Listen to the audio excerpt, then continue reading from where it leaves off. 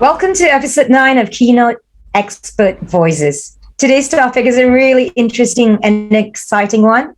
It's on creativity and innovation. So let me start by introducing myself. I'm Chia, your host for this episode, and I've been in the advertising industry as Global Creative Director for 20 years. Now I co-run my own boutique advertising agency with a fellow female partner called Kavur, spelled Kvur. Now, I love innovation. I hold a master's in innovation and technology, and I believe science and creativity make this world work.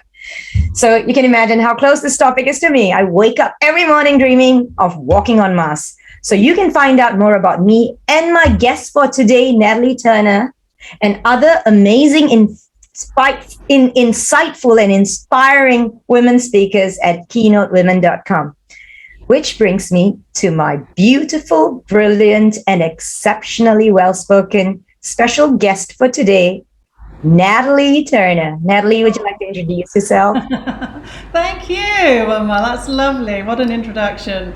And very, very exciting to be here with you to explore this fantastic subject, which I know we both are very, very passionate about. So I'm sure it's going to be a great, juicy conversation. Well, I'm from the UK, but I have been living out in Asia now for 12 years. I live on the island of Penang, just off the northwestern coast of Malaysia. I have a background in corporate innovation and entrepreneurship, both as a corporate innovation director in tech firms, and then also going into different startups along the way. And I've been running my own business now since 2006. Just prior to setting up the company, I was a design thinking specialist in a large research firm in London. And it was there really that I started to get some other ideas, and I thought, right, now is the time to launch out and start a company. So I did that back in 2006 and moved to Asia in 2010 into Singapore and then to Malaysia. I'm also an author. I've written a book called Yes, You Can Innovate, Discover Your Innovation Strengths and Develop Your Creative Potential. And I'm actually also on the third draft of writing my first novel, which is very exciting too. Oh my God, your first novel, is it about the future and innovation?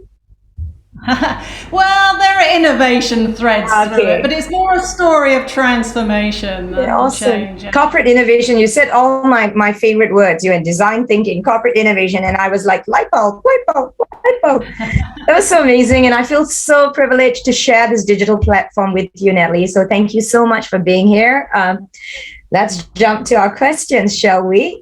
So the first thing I want to ask, Natalie, do you see that there is a difference between creativity and innovation, or does one feed into or enable the other? It's interesting, isn't it, how they do get sort of lumped together. I see them as distinctly different, but yes, at the same time, I also see that particularly creativity feeds into innovation. I think, if we sort of separate them as concepts, creativity is all around the use of the imagination, to imagine new ideas, to come up with new types of solutions.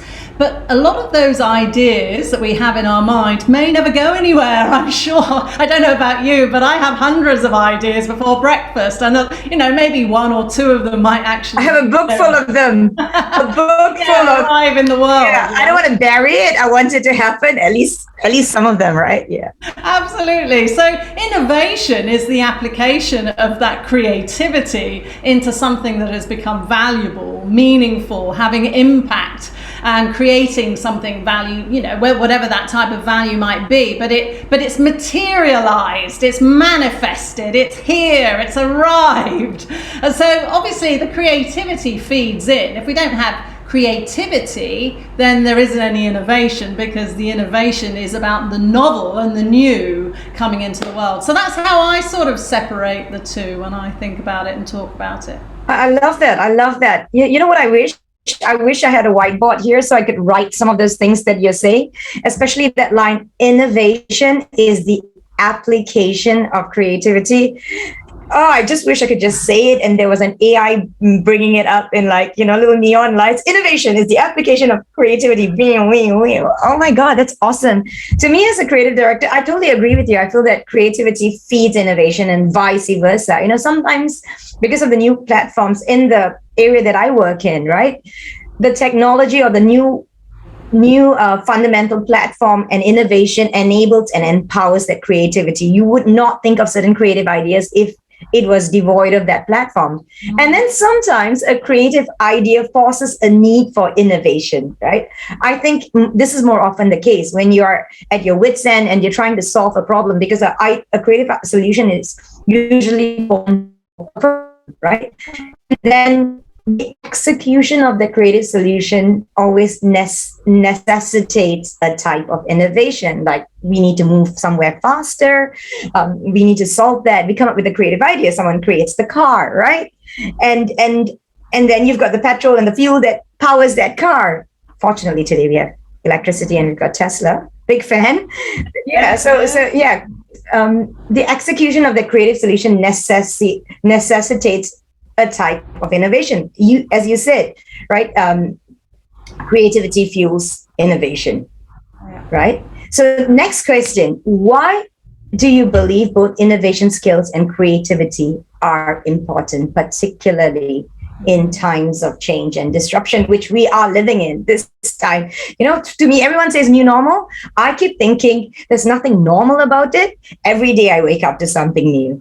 Absolutely. Wow, and I think it's interesting, isn't it, how things have accelerated, all of these buzzwords, digital transformation, innovation, they were all sort of like milling around, in the atmosphere, and some organizations were really taking it seriously to heart in terms of being central to their way of working, but a lot of organizations weren't really. It was also always seen as something you do when you've got a bit of extra time. We'll go and be innovative now on Friday. And the rest of the week we're just doing our job, and there's sort of real disconnect. But I think what's happened is this acceleration, obviously disruption of every kind around the world, which has forced people into being innovative and to having to come up with creative solutions, whether they liked it or not. And so wow, it is the skill set now, isn't it? It's not a nice to have skill set. Our ability to be able to adapt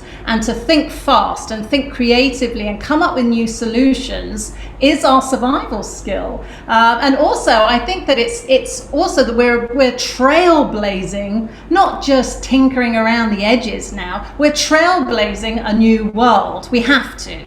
There are so many problems in the world that need really innovative solutions, and we have to, as a species, we have to address these issues. Otherwise, we're not going to be around for very long. So there is this acceleration. I agree with you. I think so too. Before, remember that back in the day, pre-COVID. Back in the day when dinosaurs roamed the earth, pre-COVID, they used to say, Zoom, this technology is there for the younger people. The younger people can get on Zoom. The older people will walk into the conference rooms and have their meeting and meet in real life. Well, now you don't have that option anymore. When COVID came, whether you're 72 or 17, you've got to get online to go to school and get online to go to work, right? It's just, you learn it. Actually, it really goes to show that human beings are a creature of habit, but when you're forced to learn something new, you will learn something new. And I remember the woman who was the marketing head of Shopee, I was watching her on LinkedIn, and she said, COVID has forced a lot of problems that were in the back end to come up to the forefront. And now you feel like you're dealing with and focusing on a lot of things that you thought, we can live with. One of it is connecting with people. For her, it was delivery, right? Delivery, making sure things get to you the next day is a big thing, because that's all you look forward to when you're in lockdown, right? Absolutely. Yeah, indeed. Necessity is the mother of invention. Yeah. We forget that. We think it's big budgets and time, but no, necessity. And that forced a lot of people to invent and create and innovate during this time as well. Yeah. And we can. I think we're great as human beings. We just forget sometimes how capable we are. So which brings me to the next question. We talked about innovation and the new types of innovation that we need. But what do we need as a culture, to foster this innovation? I think it's not just as companies, right? As people coping in this environment, we need to be personally innovative as well. And as corporations, you're talking about the environment, how it's changed. People aren't in the office, places like Facebook, Google, the tech giants close their offices as well. So what do we need to foster innovation? Well, I think what really helps right now for people is to stimulate their curiosity. I think in terms of really enabling ourselves to think bigger and to think differently, I would say read more fiction. Read more fiction certainly helps because you go into other people's worlds, you empathize deeply with characters. And as I said, I am a fiction writer now and I'm really learning this. And I find even in my own thinking that I'm going deeper into sort of trying to solve problems for my characters and things like that. So I think the more that we can have open-mindedness and time and space to create that in our own thinking, to develop that curiosity, I think that really helps. And it's one of the most important mindsets. I talk about 6 different mindsets, but I think curiosity is a really, really important one right now because that will enable us to then really sort of think, well, what are the opportunities? What are the possibilities that are emerging? What are the problems that need solving and who for and what can we do? And to have that real open, expansive mind is a great place to start. That's awesome. I mean, it's so basic and yet it's so real, putting yourself in somebody else's shoes and walking through that journey of experience. I mean, it's really interesting because what you said is literally what, I don't know whether you've heard of Professor Clayton Christensen. Yeah. Oh my God, Innovator's Dilemma. It's one of the hardest books to read because it's just written in such a dry way. I actually offered to rewrite the book for him in a bit more modern language, but it's got so many amazing things. But one of the things he talks about is the way he does it is his jobs to be done interviews, right? Don't do focus groups and ask people questions. Walk through their purchase journey and see what are the similarities you have between a few people buying the same product, and how are you going to establish what their touch points are and what are the things that trigger decision making. And in a lot of ways, that's what you're saying. You're saying walk through their journey, see what their empathy points are, their emotion points are, and that's how we respond and we innovate because we find problems that need solving in their pockets. I totally dig that, right? I'm allowed to say dig that on a I guess I am. Too late. Don't edit that out. Okay. And also I think that the other thing that worked for me, as a creative leader was incentivizing new ideas versus success. I think a lot of businesses, I do that at home as well, right? So I tell my kids, you don't have to succeed. You don't need to show that it works, but you need to constantly think of new things and you get rewarded for it. Every time you find something new or you try something new, you come and tell mom about it and show it to me and I will give you a reward for it. That stimulates the curiosity as well. Yeah, because I think in companies, we reward success. Oh, this person took this to this place. Oh, great, well done. So people keep doing the tried and tested. But if you incentivize people for coming up with new ideas, whether they fail or pass or whatever, somebody else can build on it, then more people would innovate, right?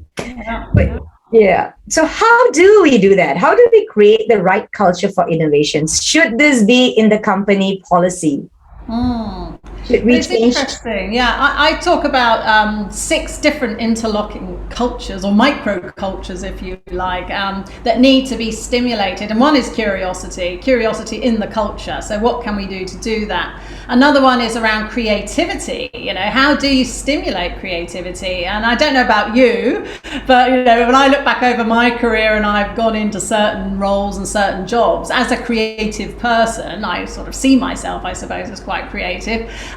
Is only to find that the culture of the team or the organization pretty much kills you dead. It doesn't even matter if you as an individual are creative. If your environment like the soil in a plant pot. If the soil isn't sort of nourishing your creativity, then it doesn't really matter how creative you are. So actually cultivating that creative culture is really important. But then we've got other ones as well, like critical thinking, really being able to prototype, analyze, research, develop ideas. Is quite different. It's got more of a sort of a critical culture.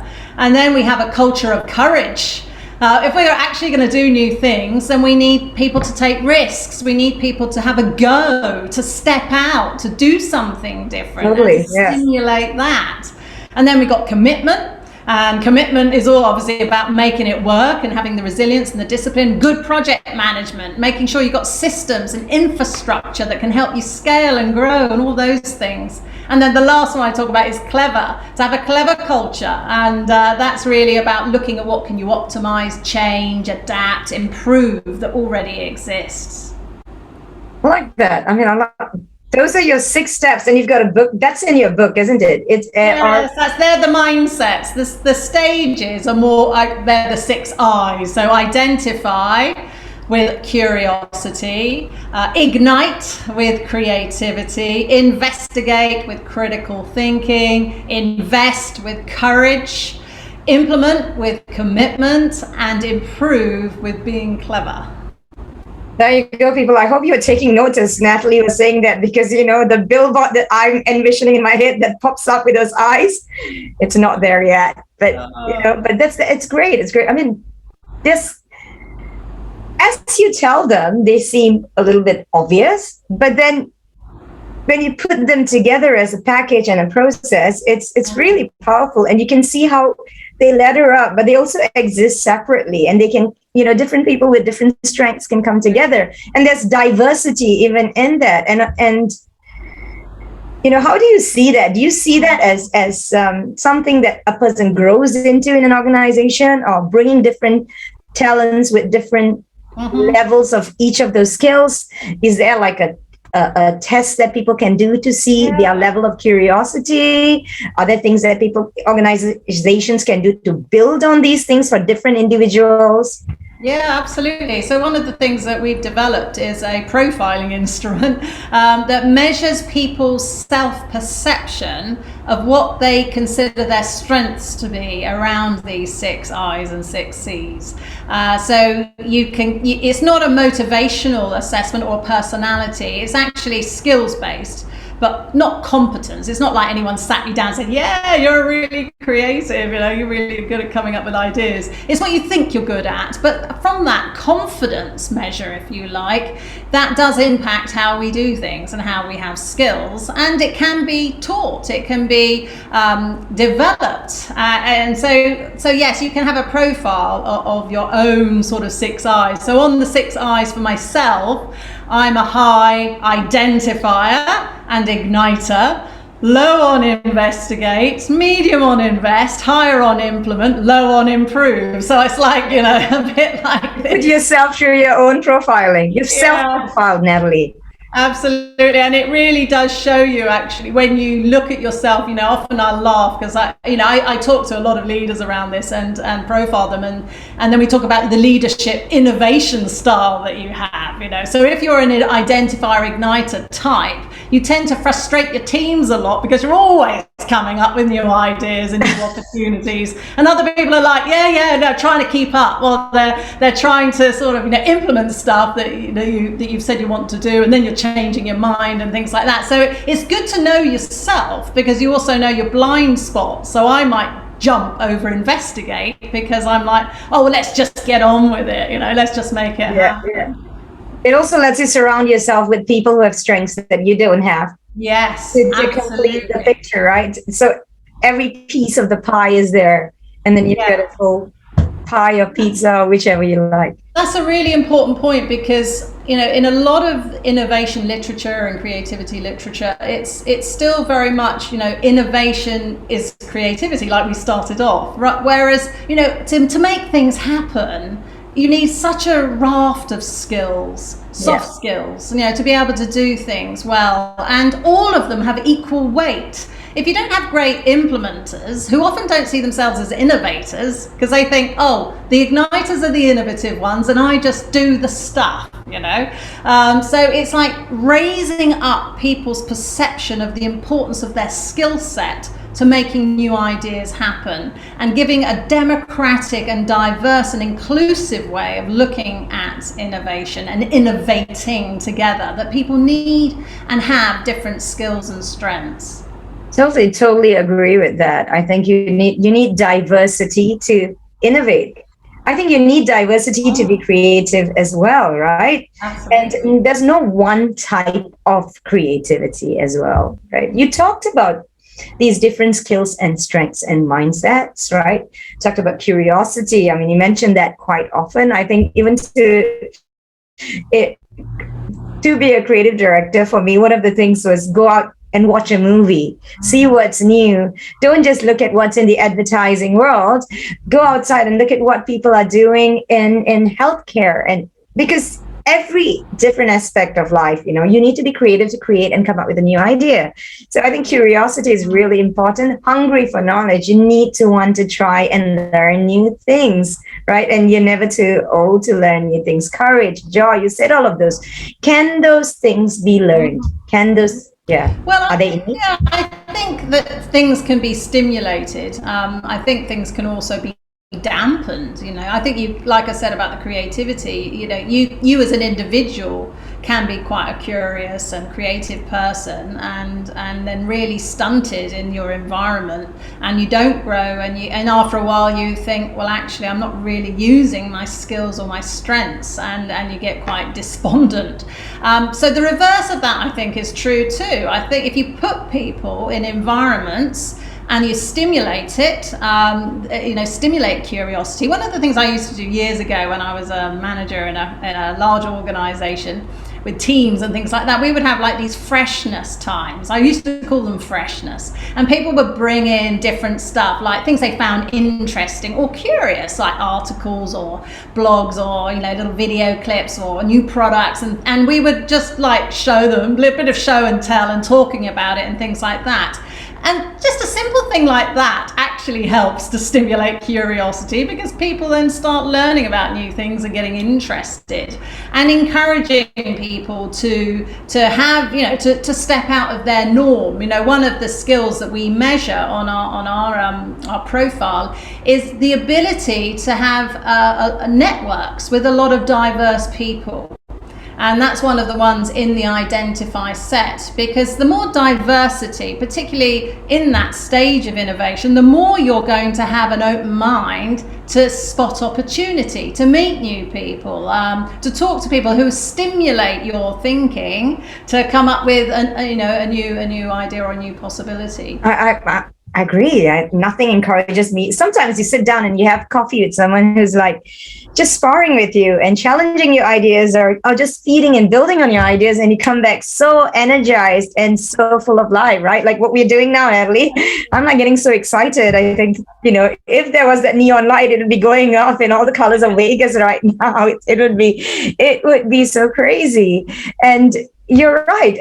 One of the things you said, we do it too. Like we call it Unicorn Thursday, where every single creative person has to come and bring an idea that's outside of advertising and share a video or a song and we used to get the whole agency to come and attend it. It doesn't just have to be for the creative person. Most people were too busy, but there were people who came hungry to attend so that they could take those ideas back to the clients. And then we started putting them together for selfish reasons to try and sell things to clients. But, you know, nobody would buy something they don't know, don't see, or don't hear about. Yeah. So you're there. I mean, I feel as a creative person, it is my job to constantly keep my clients stimulated with what's out there so that they are kept abreast so that they can succeed too. I think that's, and people around me, my kids too, right? They have the same challenge to show me new things that they have. So there's this word purpose, right? And it's often put together with creativity, creative purpose or innovation. What role does purpose play to make innovation efforts successful? Do you have any thoughts on that? Yeah, purpose is a big thing, and it's actually the center of the model of the 6 I's, actually. So purpose to me is multi-layered.